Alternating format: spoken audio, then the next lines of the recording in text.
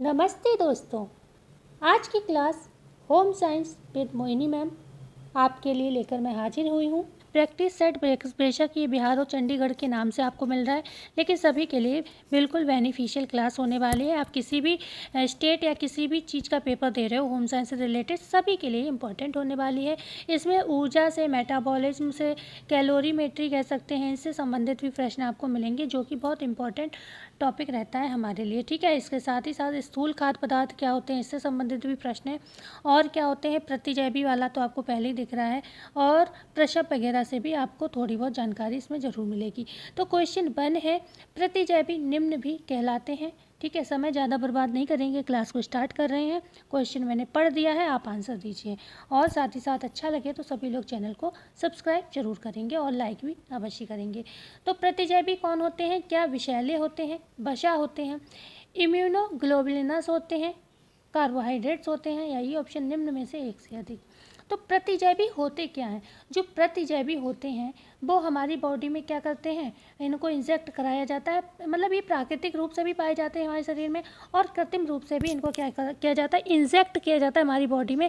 क्यों किया जाता है? क्योंकि हमारी शरीर की जो रोगों से लड़ने की क्षमता है वो बढ़ सके। ठीक है, तो प्रतिजैवी क्या करते हैं, हमारी इम्यूनिटी को बूस्ट करते हैं। तो इम्यूनिटी से आप क्या पकड़ोगे, इम्यूनोग्लोबुलिनस। ठीक है, इम्यूनोग्लोब्युलिनस। ठीक है, सी ऑप्शन हमारा करेक्ट हो जाएगा। ओके, आप जानते हो प्रतिरक्षा 2 तरीके की होती है बॉडी में, एक जन्मजात होती है और दूसरी क्या होती है, उपार्जित रोग क्षमता होती है। ठीक है, उपार्जित तो जन्मजात जो कि आपके मतलब सभी में पाई जाती है, अपनी अपनी जाति के हिसाब से सभी में होती है, उसको कहते हैं। और उपार्जित जो होती है हम क्या करते हैं, कृत्रिम रूप से जो होती है विकसित करते हैं, चाहे हम उसका टीका लगाएं। ठीक है, कोई भी तरीके से, जिससे हमारे अंदर जो मतलब कोई भी वायरस या बैक्टीरिया है वो ना हमें इफेक्ट कर पाए, इसलिए हमारी रोगों से लड़ने की क्षमता विकसित हो। इसलिए हम क्या करते हैं, इम्यूनिटी को बूस्ट करने के लिए कृत्रिम रूप से भी कुछ चीज़ें लेते हैं, चाहे वो टीका हो, चाहे वो कुछ किसी तरीके की दवाइयाँ हो इत्यादि। क्वेश्चन नंबर 2 है, भ्रूण में पहले नितंब आना, उसके बाद टांगे एवं बाहें आना और अंत में सिर आना, यह स्थिति है ए ऑप्शन ब्रीच प्रसव की, बी ऑप्शन उपकरण प्रसव की, सी ऑप्शन है प्राकृतिक प्रसव की, या फिर डी ऑप्शन है तुरंत जन्म की। कौन सा आंसर यहाँ पर आपके हिसाब से सही होना चाहिए? तो यहाँ पर जो भ्रूण में जब पहले नितंब आए और उसके बाद टांगे आए और अंत में सिर आए, तो उसे हम क्या कहते हैं, उसको हम क्या कहते हैं, ब्रीच प्रसव कहते हैं। पता ही होगा ए ऑप्शन, या हिंदी में कहें तो हम इसको क्या कहते हैं, उल्टा प्रसव। ठीक है, ब्रीच जन्म तो हम ब्रीच बर्थ या ब्रीच डिलीवरी तो हम इंग्लिश में कहते हैं, इसे हम हिंदी में कहते हैं उल्टा प्रसव। ठीक है, उल्टा प्रसव कहते हैं। ओके, उपकरण प्रसव क्या होता है?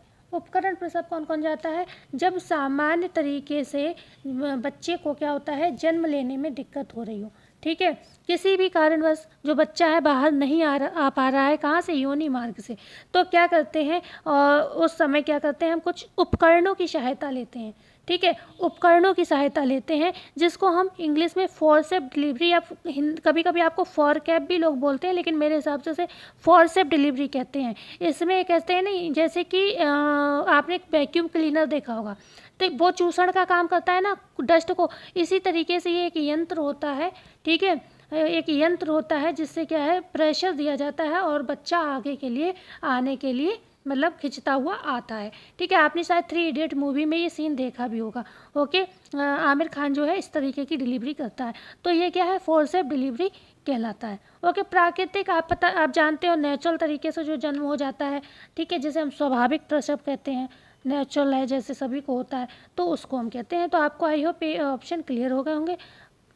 अगर आपसे पूछा जाए जैसे कि प्रसव कौन कौन से होते हैं, तो एक तो औजारों और उपकरण द्वारा होता है, दूसरा उल्टा प्रसव होता है, एक सामान्य स्वाभाविक होता है, और एक होता है ऑपरेशन द्वारा। जब सामान्य कंडीशन में बच्चा ना हो पाए तो ऑपरेशन द्वारा प्रसव कराया जाता है। तो ये लगभग 4 प्रकार के होते हैं, और वैसे इन मतलब बिल्कुल एग्जैक्ट गिनती नहीं दी गई है किसी उसमें, तो बोल नहीं सकते हैं बिल्कुल, नहीं तो लगभग 4 प्रकार के प्रसव होते हैं। ओके, क्वेश्चन नंबर 3 है, विरामावस्था में शरीर द्वारा वांछित ऊर्जा की मात्रा है आधारभूत उपापचय। बी ऑप्शन है कैलोरी, सी ऑप्शन है जूल, और डी ऑप्शन है कैलोरी मीटरी। आधारभूत उपापचय, विरामावस्था में शरीर द्वारा वांछित ऊर्जा की मात्रा को हम क्या कहते हैं, ये बताना है आपको। इससे पहले हम बात कर लेते हैं कि आपसे अगर पूछा जाए कि कैलोरीमेट्री क्या है, ठीक है, या फिर पहले कैलोरी की बात कर लें, कैलोरी क्या होती है। तो हम जानते हैं, हम सभी लोग क्या खाते हैं, कार्बोहाइड्रेट खाते हैं, वसा खाते हैं, प्रोटीन खाते हैं, और ये तीनों पौष्टिक तत्व तो हमारे शरीर में क्या करते हैं, ऊर्जा उत्पन्न करते हैं। क्या करते हैं, ऊर्जा उत्पन्न करते हैं। सभी जानते हैं ये सारी चीज़ें। कैसे ऊर्जा उत्पन्न करते हैं भाई, ऑक्सीजन वगैरह है, कार्बन डाइऑक्साइड जाती है, बहुत सारे एंजाइम्स होते हैं, उनमें क्रिया होता है, ऑक्सीडेशन का प्रक्रिया होता है, फिर ज्वलनशील क्रिया होती है बॉडी के अंदर और ऊर्जा बनती है, ठीक है, ऊर्जा बनती है। तो इसी जो ऊर्जा को हम जिस इकाई में मापन करते हैं, कह सकते हैं हम ऊर्जा की का मापन जिस इकाई में करते हैं उस इकाई को हम क्या कहते हैं, उस इकाई को हम कहते हैं कैलोरी, ठीक है, उस इकाई को हम कहते हैं कैलोरी। जिसमें हम मापन करते हैं उस इकाई को कैलोरी कहते हैं, और इस कैलोरी को हमेशा हम सी से दर्शाते हैं, ठीक है, सी फॉर कैलोरी, ठीक है, दर्शाते हैं, ओके। और पोषण में इस ऊष्मा को हम क्या कहते हैं, किलो कैलोरी कहते हैं। ये तो हमने नॉर्मल इकाई ऊर्जा की बताई है आपको, लेकिन हमारे न्यूट्रिशन साइंस में अगर हम बात बताएं, लास्ट ईयर जब ये प्रश्न आया था टीजीटी में आपके, तो बच्चे कंफ्यूज हो गए थे कि आंसर किलो कैलोरी लगाएं या जूल लगाएं। क्यों? क्योंकि ऊर्जा का जो इंटरनेशनल यूनिट है वो जूल है, ठीक है। तो बच्चों ने बहुत सारे ने किलो कैलोरी आंसर कर दिया था, जो कि गलत था। लेकिन हाँ, पोषण में अगर हम बात करें, पोषण में जो ऊष्मा के मापन की इकाई है वो हमेशा किलो कैलोरी होती है। ऊर्जा के मापन की इकाई कैलोरी है, ऊष्मा के मापन की इकाई किलो कैलोरी है, ठीक है, किलो कैलोरी है। और हम अगर बात करें इंटरनेशनल लेवल पे जो ऊर्जा के मापन की इकाई क्या है, तो वो जूल है, ठीक है। तो यही क्वेश्चन आपसे पूछा गया था, बच्चों ने सोचा हमारे न्यूट्रिशन साइंस के पर्पज से पूछा जा रहा है, हम होम साइंस के स्टूडेंट्स हैं, तो ये लोगों ने आंसर दिया किलो कैलोरी और बच्चों का आंसर गलत हो गया, ठीक है। इतना आपको आई होप क्लियर हुआ, इतना क्लियर हुआ। अब बात आती है कि कैलोरीमेट्री क्या होता है। कैलोरीमेट्री की अगर आपसे बात हो तो हम कह सकते हैं ये क्या है, एक प्रकार का यंत्र है। क्या है? एक प्रकार का यंत्र है। क्या करता है ये शरीर में जो उत्पन्न ऊर्जा होती है, कौन सी उत्पन्न ऊर्जा, कौन सी उत्पन्न ऊर्जा, प्लस हम कह सकते हैं कौन सी वाली ऊर्जा, जो हमारी बॉडी में उपयोग की गई ऊर्जा। भाई हमारे बॉडी में खाना खाया, प्रोटीन खाया, कार्बोहाइड्रेट खाया, वसा खाया, ऑक्सीडेशन का प्रोसेस हुआ, ठीक है, ज्वलनशील क्रिया हुई बॉडी में और हमें ऊर्जा मिली, ठीक है। वो ऊर्जा क्या थी, उत्पन्न हुई आपकी बॉडी में, ठीक है। लेकिन उसमें से आपने कितनी ऊर्जा को अपनी बॉडी में उपयोग किया। भाई कुछ ऊर्जा आपकी बॉडी में स्टोर भी तो हो जाती है, ग्लूकोज स्टोर हो जाता है ग्लाइकोजन के रूप में, ठीक है, प्रोटीन भी स्टोर हो जाता है, फैट भी स्टोर हो जाता है। लेकिन लेकिन कौन सा स्टोर होगा, जो बचेगा। आपने उतना ही खाया जितना बॉडी के लिए ज़रूरत थी, तब तो कुछ बचेगा ही नहीं, क्या होगा, आपका स्टोर होगा, ठीक है ना। तो जो उत्पन्न ऊर्जा होती है और जो उपयोग की गई ऊर्जा होती है, इन दोनों को जिसमें मापते हैं वो इकाई है आपकी कैलोरीमेट्री। समझ में आया। जो ऊर्जा हमारे भोजन के द्वारा उत्पन्न होती है, और मतलब हम खाते हैं तब उत्पन्न होती है, और जो ऊर्जा हमारी बॉडी उपयोग करती है प्रतिदिन के कार्यों में, उन दोनों का मापन यंत्र क्या कहलाता है, कैलोरीमेट्री कहलाता है, ठीक है। कैसे मापन होता है, इस यंत्र द्वारा एक व्यक्ति की प्रतिदिन की ऊर्जा की आवश्यकता ज्ञात की जाती है। प्रतिदिन की ऊर्जा, ठीक है, प्रतिदिन आपने क्या खाया और कितना उपयोग किया बॉडी ने आपकी, इसका जो आप मापन करते हो वही जानकारी आपको मिलती है कैलोरीमेट्री में, ठीक है। इतना क्लियर हुआ। दो प्रकार का होता है, एक प्रत्यक्ष होता है कैलोरीमेट्री कहलाता है, और दूसरा अप्रत्यक्ष। इतना ही काफ़ी है आपको, क्योंकि क्लास बहुत लंबी हो जाएगी, ठीक है। इतना ही हम करते हैं यहाँ पर। अब आंसर दे देते हैं आपको। आधारभूत चयापचय, आंसर क्या है, विरामावस्था में शरीर के द्वारा वांछित ऊर्जा की मात्रा आधारभूत उपापचय कहलाती है। उपापचय क्या है, कभी सोचा आपने उपापचय क्या होता है? उपापचय होता क्या है, हम कहते हैं किसको उपापचय, चयापचय को कहते हैं। मेटाबॉलिज्म को हम कहते हैं उपापचय, ठीक है, मेटाबॉलिज्म को। अब मेटाबॉलिज्म क्या है, कभी सोचा आपने, कभी सोचा, जरूर सोचा होगा, भैया हमारा विषय ही ऐसा है, बिना सोचे चला ही नहीं काम, ओके। तो मेटाबॉलिज्म अगर आपसे पूछा जाए क्या है, तो इसको हम हिंदी में चयापचय कहते हैं। और शरीर में भोज्य पदार्थों के टूटने की प्रक्रिया जो होती है, भोज्य पदार्थों के टूटने की जो क्रिया होती है, उसे ही हम क्या कहते हैं, चयापचय करते हैं। मतलब दोनों चीज़ें होती हैं, भोज्य पदार्थों के टूटने की क्रिया और नए पदार्थों के निर्माण की प्रक्रिया। ठीक है, नए पदार्थ जैसे आपने खाना खाया, ठीक है, आपने खाना खाया, प्रोटीन खाया आपने, वो टूटा किसमें? एमिनो एसिड में। ठीक है, खाया, पचाया, टूटा किसमें? एमिनो एसिड में। तो एक नया पदार्थ निर्माण हुआ क्या? Amino acid. आपने तो प्रोटीन खाया था, ठीक है, तो एमिनो एसिड का निर्माण हुआ नहीं हुआ? तो वही प्रक्रिया समझने वाली बात। कार्बोहाइड्रेट खाया था, ग्लूकोज कहाँ से आ गया? भाई निर्माण हुआ। तो एक पदार्थ खाया, दूसरा निर्माण हुआ।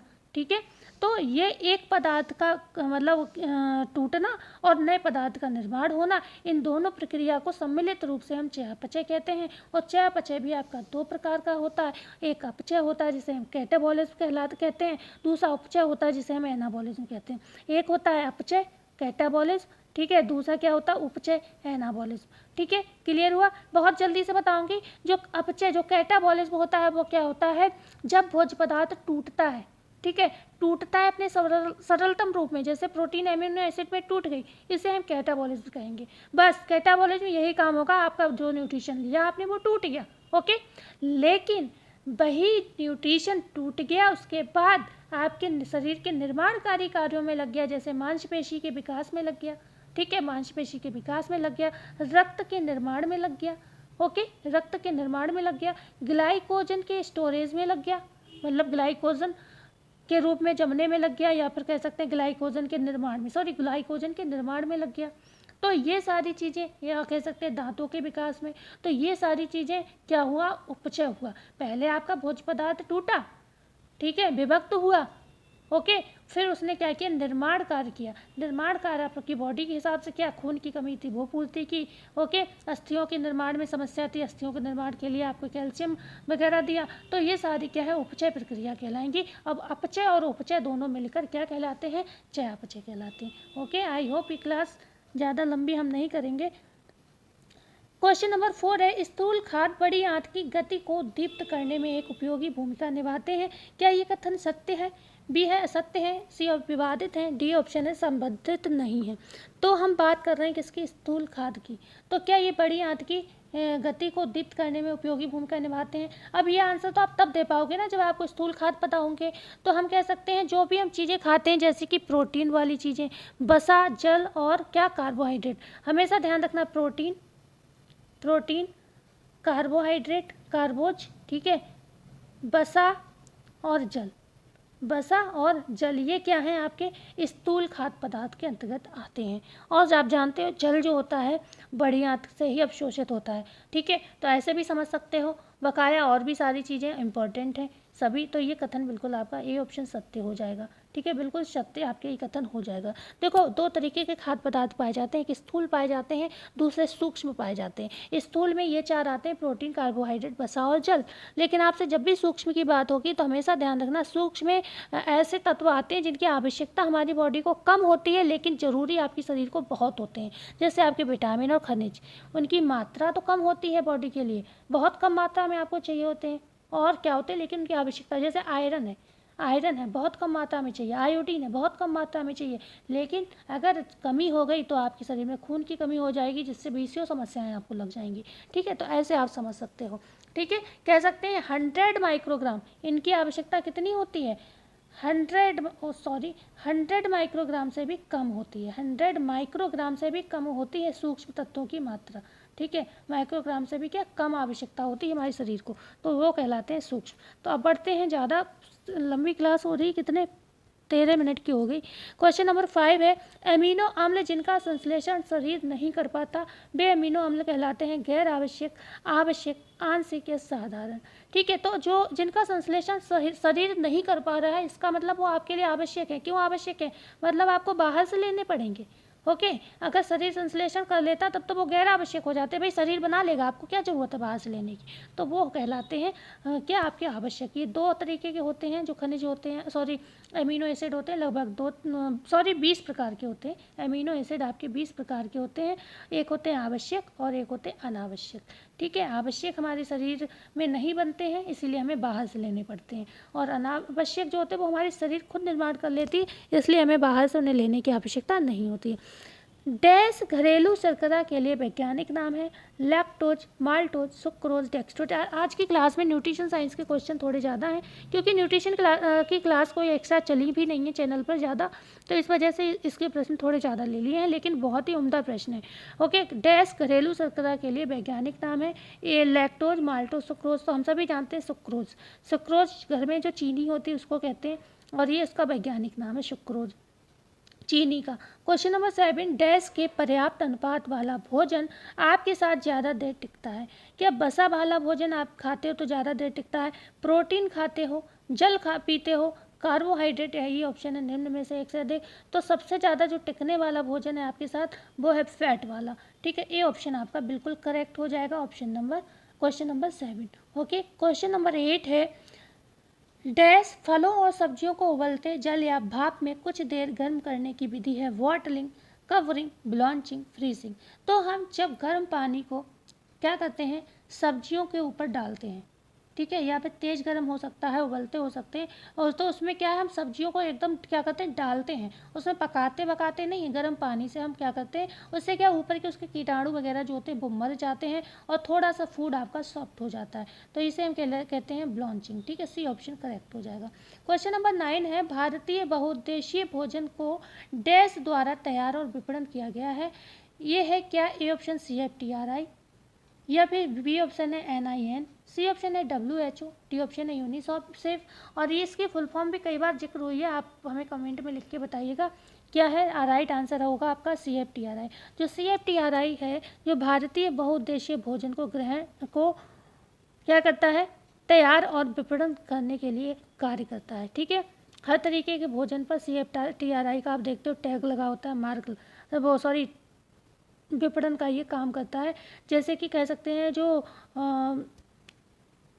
मिड डे मील चल रहा है आपका, ठीक है, मिड डे मील चल रहा है, उसमें बहुत तरीके के फूड जो है वितरित किए जाते हैं बच्चों के लिए, न्यूट्रिटिव होते हैं, वो कहीं ना कहीं CFTRI के द्वारा ही बनाए जाते हैं। क्वेश्चन नंबर 10 है, खाद्य मिलावट की रोकथाम अधिनियम वर्ष डैश में पारित किया गया। 1951, 1952, 1953, डी ऑप्शन 1954। तो खाद्य मिलावट की रोकथाम अधिनियम वर्ष 1954, डी ऑप्शन सही होगा, इसमें आया था, पारित हुआ था। क्वेश्चन नंबर 11 है, डैश जीवन को अर्थ देता है। क्या लक्ष्य है, मूल्य है, मानक है, धन है। तो ये हमारे क्या होंगे, देखो आपकी हमारी जीवन में हमारे 3 क्या होते हैं, उत्प्रेरक तत्व होते हैं, जिसकी वजह से हम आगे कार्य करने के लिए प्रेरित होते हैं। ये 3 होते हैं उत्प्रेरक तत्व। क्या होते हैं, एक तो आपका कोई ना कोई लक्ष्य होता है, कोई ना कोई लक्ष्य होता है, आप कुछ पाना चाहते हो, कुछ करना चाहते हो। ठीक है, दूसरा आप अपना स्टैंडर्ड मेंटेन करना चाहते हो, मानक बनाना चाहते हो कि लोग आपको जाने पहचाने। ठीक है, तो दूसरा इसके बीच में एक कड़ी होती है, क्या होते हैं, मूल्य होते हैं, कि आपके वैल्यूज़ भी बने रहें। ठीक है, जो समाज में आपकी रिस्पेक्ट है वो कम नहीं हो बल्कि बढ़ती रहे। ठीक है, तो सबसे अच्छा क्या है, जीवन को अर्थ देने वाला ऑप्शन कौन सा होगा, बी ऑप्शन करेक्ट होगा, मूल्य होगा। तो ये तीनों हमारी उत्प्रेरक तत्व हैं गृह प्रबंधन में। क्वेश्चन नंबर 12 है, दीर्घावधिक लक्ष्य संभाव्यता डैश समझे जाते हैं। क्या ये स्थायी होते हैं, बी ऑप्शन ये अस्थायी होते हैं, सी ऑप्शन ये लचीले होते हैं, डी ऑप्शन उपयुक्त में से कोई नहीं, ये ऑप्शन एक से अधिक। तो हमारा जो राइट आंसर होगा, जो दीर्घावधिक जो लंबे लक्ष्य होते हैं, दीर्घकालीन जो लक्ष्य होते हैं, ठीक है, वो क्या होते हैं, आपके स्थायी होते हैं। ओके, ये स्थायी होते हैं आपके। ओके, जो आपके बड़े लक्ष्य होते हैं वो छोटे लक्ष्यों से ही गुजरते हैं, हमेशा ध्यान रखिएगा। क्वेश्चन नंबर 13 है, कॉफ़ी बनाना डैश निर्णय का एक उदाहरण है। क्या ये आदतन निर्णय है, या बी तुरंत निर्णय है, सी ऑप्शन चेतन निर्णय है, या ये है डी ऑप्शन आपाती निर्णय। तो ये हमारा कॉफ़ी बनाना, चाय बनाना, ये हमारा आदतन निर्णय है, सुबह उठना, ये सब आदतन निर्णय के अंतर्गत आता है। निर्णय कई तरीके के होते हैं। ठीक है, और जो आपका ये जो नैतिक निर्णय है ना, सॉरी, कॉफ़ी बनाना जो आदत निर्णय है, इसे नेमी निर्णय भी कहते हैं, नैतिक निर्णय भी इसी को कहते हैं। ठीक है, तो इस तरीके के ये निर्णय होते हैं। आगे बढ़ते हैं, क्वेश्चन नंबर 14, डैश प्रयास वह है जहाँ हमारी आँखें हमारे शरीर को गति को निर्देशित करती हैं। जो एक ऐसा प्रयास बताना है जहाँ हमारी आँखें हमारी शरीर की गति को निर्देशित करती हैं। क्या ये मानसिक है, बी पैडल है, सी ऑप्शन है दृश्य है, डी ऑप्शन टॉर्सल है, या ई ऑप्शन निम्न में से एक से अधिक। तो ये जो प्रयास होते हैं हमारे दृश्य संबंधित प्रयास हैं। ठीक है। दृश्य संबंधित प्रयास हैं। दृश्य प्रयास वह प्रयास होते हैं, दृश्य मतलब आंखों की बात हो रही तो दृश्य होगा, आप समझ जाओ। ठीक है, सही ऑप्शन करेक्ट होगा। क्वेश्चन नंबर 15 है, कार्य सरलीकरण डैश कार्य विधियां दर्शाते हैं। ए ऑप्शन अच्छी, बी ऑप्शन बेहतर, सी ऑप्शन सर्वोत्तम, डी ऑप्शन सबसे खराब। तो कार्य सरलीकरण जो है आपका कौन कौन सी सर्वोत्तम क्रिया को दर्शाते हैं। ठीक है, कार्य सरलीकरण के द्वारा हम सर्वोत्तम कार्य करना चाहते हैं। सर्वोत्तम कार्य का मतलब कि काम कम समय में भी हो जाए, अच्छी क्वालिटी का भी हो जाए, कम शक्ति का इस्तेमाल हो, तो सर्वोत्तम हो गया नहीं हो गया, बोलिए हो गया नहीं हो गया भाई, कमेंट कर दीजिए यस मैम। क्वेश्चन नंबर 16, प्रबंधन निर्णय पारिवारिक संसाधनों के प्रयोग की प्रक्रिया बनाने की एक श्रृंखला का बना है। मुझे उम्मीद है आज मेरे जो भी प्यारे बच्चे क्लास देखेंगे वो हमारी क्लास को ज़रूर शेयर करेंगे। और जो हमारी आज क्लास है उसमें मैंने चैनल को थोड़ा एडिट किया है। आज से आप जब भी सर्च करोगे चैनल को हमारे, तो home science classes with Mohini ma'am से करना। ठीक है, क्योंकि मैंने नोटिस किया होम साइंस क्लासेस से बहुत सारे चैनल हैं यूट्यूब पर, तो मैंने सोचा फिर मेरे चैनल का क्या होगा भाई, वो तो पहले से भाई पॉपुलर चैनल है भाई, पुराने चैनल है, मेरा तो नया है। तो मैंने सोचा इसमें कुछ चेंज होना चाहिए, तो मैंने अपना नाम उसमें ऐड कर दिया। तो आप जब भी सर्च करोगे तो हमेशा home science classes with Mohini ma'am करेंगे, तब मेरा चैनल आपको मिलेगा। ओके, और प्लीज़ सभी से निवेदन है आप चैनल को ज़रूर सब्सक्राइब करिए और शेयर अवश्य करिए। ठीक है, ज़बरदस्ती नहीं, अगर आपका मन गवाही देता है, आपको ऐसा लगता है कि हाँ मैम ने कुछ अच्छा पढ़ाया समझाया, इन्हें सपोर्ट मिलना चाहिए, इन्हें भी कामयाबी मिलनी चाहिए, तो आप अवश्य ही करिएगा। ठीक है, और लगातार मेहनत करो और मेहनत का फल ना मिले, तो आप लोग सभी लोग इस समस्या से गुजर रहे हो, कितने लंबे समय से आप लोग मेहनत कर रहे हो और आपको जॉब नहीं मिल रही है, यूपी का पेपर कब से डिले हो रहा है, तो आप समझ सकते हो उस दर्द को, कितनी परेशानी होती है। तो ऐसे ही आप मुझे समझ सकते हो। यूट्यूब पर मैंने इससे पहले भी चैनल बनाया था, लंबे समय तक काम किया, लेकिन नहीं ग्रो हुआ, पता नहीं क्यों चैनल। शायद मुझे उस समय तो सच्चाई ये है कि मुझे सेटिंग नहीं आती थी यूट्यूब पर, जानकारी नहीं थी, बताने वाला कोई नहीं था, तो वो मैंने शायद चैनल ही गलत तरीके से बना रखा था, मेरी वीडियोज़ ही नहीं जाते थे लोगों तक। लेकिन हाँ, अब मेरे चैनल के वीडियोज़ जा रहे हैं, क्योंकि मैंने बहुत कुछ सीखा, पहले यूट्यूब पर सर्च किया कि कैसे कैसे चैनल बनाना चाहिए। पहले मैंने अपने ऐसे ही बैठे बैठे एकदम बना दिया और मैं वीडियो डालने लगी ऐसे ही उल्टा सीधा, कुछ भी एडिटिंग उसमें कुछ भी नहीं था। तो ये सारी प्रॉब्लम थी, तो नहीं गया, साल 2 साल मैंने मेहनत की। तो आई होप इस बार मैंने पूरी सेटिंग से भी किया है काम, लेकिन फिर भी अगर आप लोग इग्नोर करते रहोगे तो हम कितनी भी सेटिंग कर दें, सपोर्ट तो जब आप करोगे तभी चैनल बढ़ेगा। आप लोग नहीं तो देखोगे तो यूट्यूब भी भेजना बंद कर देगा आप लोगों के पास। तो ज़रूर बस इतनी सी मैंने आपका समय लिया। तो आज मैंने आपको बताई, मैं 2-3 साल से मेहनत कर रही थी यूट्यूब पर अब की चैनल मेरा चला है फर्स्ट टाइम। मैंने 2-3 बार चैनल बनाया और डिलीट किया है। ठीक है, तो इस बार मुझे लग रहा है कि वीडियोस जा रहे हैं लोगों के पास, क्योंकि लोगों के रिप्लाई आ रहे हैं। इसका मतलब इस बार मैंने क्योंकि मेहनत की, पहले मैंने सीखा कि यूट्यूब पर वीडियो कैसे डालें।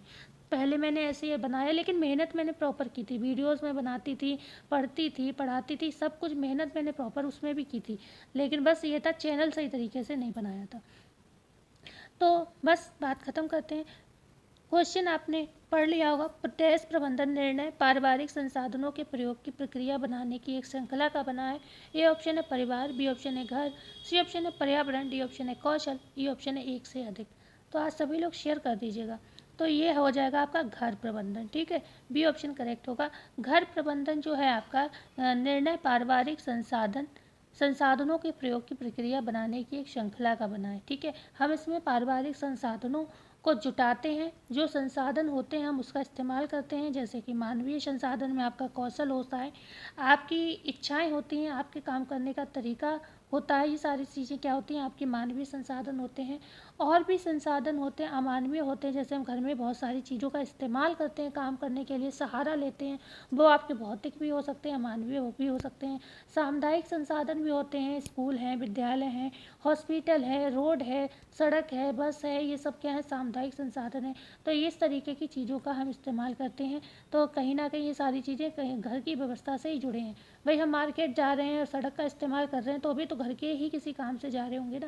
क्वेश्चन नंबर 17, डैश योजना को कार्यान्वित करना है। ए ऑप्शन आयोजन, बी ऑप्शन है नियंत्रण, सी ऑप्शन है मूल्यांकन, डी ऑप्शन आयोजित करना। तो जो आयोजित हम योजना करते हैं वो तो हम योजना बनाते हैं उसके बाद ही करते हैं। ठीक है, तो यहाँ पर जो होता है कार्यान्वित करने का काम क्या करती है, नियंत्रण।